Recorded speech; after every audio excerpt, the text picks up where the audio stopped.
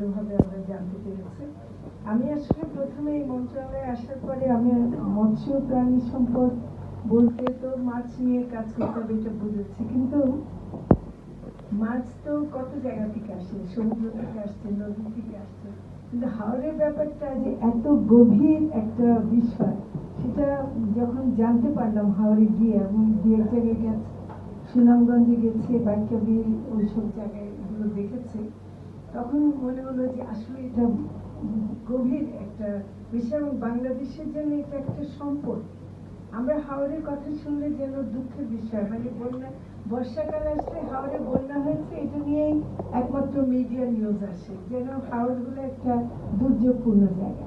কিন্তু হাওরের যে সম্ভাবনা এবং হাওরের যত মাছ, এবং প্রথমে আমি ভেবেছিলাম হাওরে গেলে বোধহয় মাছের কথা শুনবো, কিন্তু আসলে প্রাণী সম্পদও কিন্তু হাওরে অনেক, এবং অনেক, মানে ওখানে গিয়ে যারা আমাদেরকে তথ্য দিয়েছেন সেখানে দেখা গেল গরু, ছাগল, হাঁস, মুরগি কোনোটাই অভাব নেই এবং সবই চলে।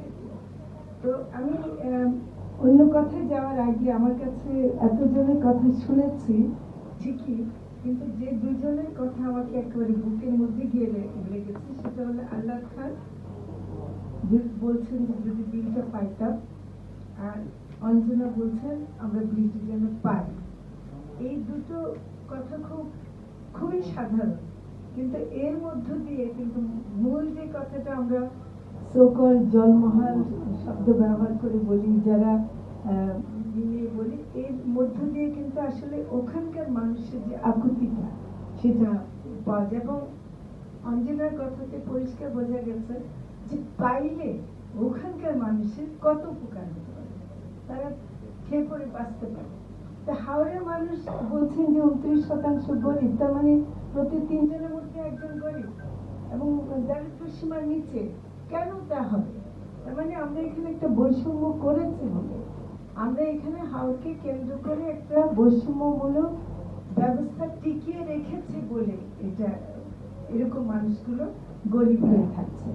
আমার প্রশ্ন করতে ইচ্ছা করে যে হাওড়ের মালিক আসলে কে, এবং এই আমাদের পুরো সিস্টেমের মধ্যে যে সরকার বললেন, আমি আপনাকে ধন্যবাদ জানাই যে সরকার এবং রাষ্ট্রের মধ্যে পার্থক্য করাটা, যে কোনো কোনো সময় দেখা যাচ্ছে আমি মৎস্য প্রাণী সম্পদ মন্ত্রণালয় থেকে বলছি যে হাওড়ে এরকম একটা ব্যবস্থা নেব এবং হিজল গাছ আরো বেশি লাগাতে হবে, বলে যে ওটা তো আপনি পারবেন না, ওটা বন মন্ত্রণালয় করবে।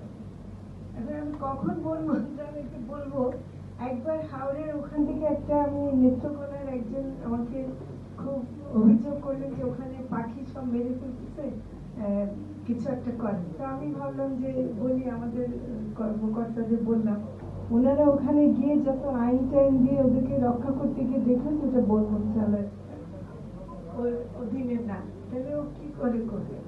এই যে বিভিন্ন মন্ত্রণালয়ের অধীনে করে রাখা হয়েছে, এবং হাওর এবং জলাশয়গুলোর মালিক যে ভূমি মন্ত্রণালয়কেও দিয়ে দেওয়া হয়েছে, যারা নাকি এটাকে ইজারা দিয়ে রাজস্ব, নগদ রাজস্বের কথা বলে, যে রাজস্ব কিন্তু এরকম না, মানে এমন পরিমাণ না। আমরা তো দেখলাম যে 107 কোটি টাকা, এই 107 কোটি টাকা তো কিছুই না, সেটা করতে গিয়ে কত মানুষকে বঞ্চিত করছে। তারপর দেখেন মৎস্যজীবী, যারা মাছ ধরে তাদেরকে আমরা বলি মৎস্যজীবী, কিন্তু সেখানেও আবার কথা আসে প্রকৃত মৎস্যজীবী, তার মানে যারা নিচ্ছে মৎস্যজীবীর নামে তারা আসলে মৎস্যজীবী না। এবং আমাকে এখন তালিকা করতে হবে, আমাদের মন্ত্রণালয়ের একটা কাজ হয়ে গেছে যে এখন প্রকৃত মৎস্যজীবীর একটা তালিকা করে, এবং সেই কাজটা আমরা করছি। এবং এটা কিন্তু খুবই একটা দুঃখজনক ব্যাপার যে মৎস্যজীবী বা যারা জেলেরা আছেন তাদেরকে প্রকৃত বা অপ্রকৃত এরকম আমাদের একটু ট্যাগ দিতে হচ্ছে, এটা একটা চিহ্ন দিতে হচ্ছে। তো আমি আসলে আব্দুল ভাই চৌধুরী ওনার শেষের দিকে যেটা বললেন যে আমরা যে হাওরের যে ব্যবস্থাপনাটা সেটা যে করব, আমরা এমনিতে ধরে অভয়াশ্রম করাটা আমাদের একটা অন্যতম প্রধান কাজ। আমরা মনে করি যে অনেকগুলো যদি আমরা অভয়াশ্রম ঘোষণা দিয়ে দিতে পারি তাহলে হয়তো আমাদের মাছের যে রক্ষা করার বিষয়, এবং মাছ রক্ষা করাটা বিভিন্ন প্রজাতির মাছ রক্ষা করা, যেগুলো বিলুপ্ত হয়ে গেছে বলছি, তারপরেও আমরা ফিরিয়ে আনা যায় কিনা। কারণ এটা হয় কি, পরিবেশটা যদি আপনি সৃষ্টি করেন, আপনাকে কিছু করতে হবে না, সে নিজে ফিরে আসবে। এবং যেগুলো প্রায় বিলুপ্ত হয়ে যাচ্ছে, আমরা মৎস্য প্রাণী সম্পদ মন্ত্রণালয়ের একটা অন্যতম প্রধান কাজ হলো যে এগুলো মাছের, যে দেশীয় মাছের যে প্রজাতি, সেটাকে রক্ষা করা। আমাদের দেশের মানুষের মাছ খাওয়াবার জন্য আমরা চাষকৃত মাছের কাজ করছি, কিন্তু আমার মনে হয় যে দেশের মানুষের মাছ খাওয়াবার জন্য প্রাকৃতিক ভাবে পাওয়া মাছের উপর আমরা নির্ভর করতে চাই, এবং সেটা হলে আমাদের সবচেয়ে ভালো হবে। তো সেজন্য আমি মনে করি যে জৈবিক ব্যবস্থা হবে নাকি ইজারা ভিত্তিক ব্যবস্থা হবে, তো এক সোজা কথা হচ্ছে যে জৈবিক ব্যবস্থাপনা ছাড়া আসলে আমাদের কোনো উপায় নেই। আমাদেরকে ভবিষ্যৎ এটার উপরেই আমাদের খাওয়া রক্ষার একটা মানে বড় হবে যে জৈবিক ব্যবস্থাপনা করতে হবে। আমি হাওড় ইজারা প্রথার এই যে নগদ ভিত্তিক যে একটা রাজস্বর চিন্তা করা হচ্ছে, এটা একেবারেই ভুল চিন্তা।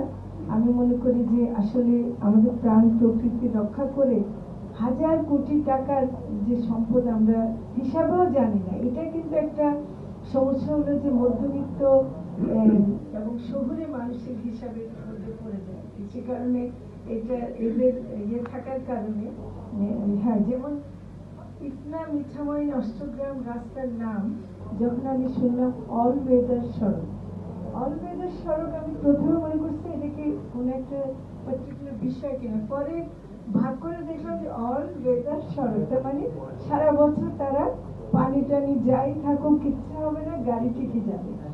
অল ওয়েদার সড়ক নামকরণটা একেবারে একটা, আমি মনে করি এটা আমি খারাপ মানে লাগছে আমার বলতে, এটা একটা সন্ত্রাসী ভাষা। এটা দিয়ে যে ধ্বংস করা হচ্ছে কতগুলো মানুষ, আপনারা নিজেরাই বলেছেন যে অলরেডি কিন্তু ক্ষতি হয়ে গেছে। এবং আরো মজার ব্যাপার হয় যখন নাকি আমরা বলি যে এই রাস্তাটা কি করবো, আমরা কি ভেঙে দেবো, আমরা এটা কি করবো, তখন বলে এত টাকা খরচ হয়ে গেছে, এখন এত টাকা খরচ করে যেহেতু রাস্তাটা করা হচ্ছে, তাহলে থেকে কি করা যায় সেটা ভাবতে হবে। খরচটা যে করাটা অন্যায় হচ্ছে, আগে সে কথাটা তো বলি, যারা এর সাথে জড়িত ছিল তাহলে তো শাস্তি হওয়া দরকার। এবং শুধু তাই না, এটা প্রেসিডেন্ট সাহেব বলেছিলেন তৎকালীন, এবং আরেকজন মন্ত্রী মান্না সাহেব, ওনার দিকেও কিন্তু একটা রাস্তা সম্ভবত মৌলভী বাজারের দিকে, ওইটা আমরা শুনলাম কিছুদিন আগে, আমরা সবাই হইচই বাজিয়ে দিয়েছিলাম। তো সেদিন যে সব মেশিন টেশিন আসছিল ওগুলোকে আবার ফেরত দেওয়া হলো। আমি, তারপর পরিবেশ, আমরা কয়েকজন একটু যখন করলাম তখন এটা ইয়ে করা হচ্ছে। এটা আরো একটা জায়গায় আমরা আটকে যাই, এই যে ওয়াটার ডেভেলপমেন্ট বোর্ড, তারা কথায় কথায় বাদ দিয়ে দেয়, এবং এখানে কৃষির সাথে একটা কনফ্লিক্ট হয়, মানে আমাদের সাথে কৃষির একটা কনফ্লিক্ট হয়। মানে ওনাকে আরো বেশি আমি চাই যে উনি আসছেন, এটা খুবই ভালো, এবং আমাদের উপদেষ্টা আমাদের উনিও এসব ব্যাপারে আন্তরিক। আমি যেটা মনে করি যে কৃষির সাথে যে আমাদের একটা বৈপরীত্য হয়, যে আমরা পানি যখন আসে তখন মাছ পাবো আর শুকনো মৌসুমে ধান হবে, এটা অত সহজভাবে হচ্ছে না। এই জন্য যে কৃষিতে আগে যেটা ছিল যে হাওরের যে স্থানীয় জাতের ধান সেটা হতো, সেটা তো অত কীটনাশক সারের নির্ভরশীল ছিল না, কিন্তু এখন ওখানে করা হচ্ছে আধুনিক জাতের চাষ। আধুনিক জাতের চাষ করা মানে হলো সার কীটনাশক দেওয়া। এমনকি ওই ধান কাটার জন্য শ্রমিক পাওয়া যাচ্ছে না বলে এসিআই কোম্পানি মেকানাইজড হারভেস্টার দিচ্ছে, এবং ওখানে মেকানাইজড হারভেস্টার চলা মানে হলো আমাদের মাছের একদম সমস্ত 12টা বেজে যাবে, ওখানে ওইগুলো চলা মানে ভেতরে সব কেটে একদম শেষ করে দিবে।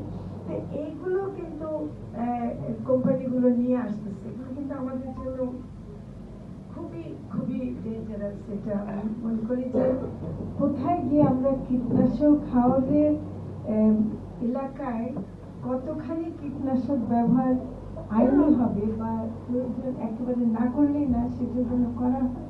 আমি মনে করি এরকম কিছু একটা নীতি থাকা উচিত, কারণ সব জায়গায় কীটনাশকের ব্যবহার এটা সম্ভব না। এবং এটা একদিকে হয়তো আপনি ধান বেশি পাচ্ছেন, কিন্তু ওদিকে মাছের সময় মাছ সব মরে যাচ্ছে। এটা কিন্তু আমি একটু বলবো। আর যেটা আপনারা কথা তুলেছেন, চাইনিজ জালের কথা, চায়না দুয়ারি, নামও দেখেন কত সুন্দর লাগছে, চায়না দুয়ারি। হ্যাঁ, এটা যে কি ক্ষতিকর একটা জাল। এবং ওরা কারেন্ট জাল আমরা ইতিমধ্যে বন্ধ করেছি।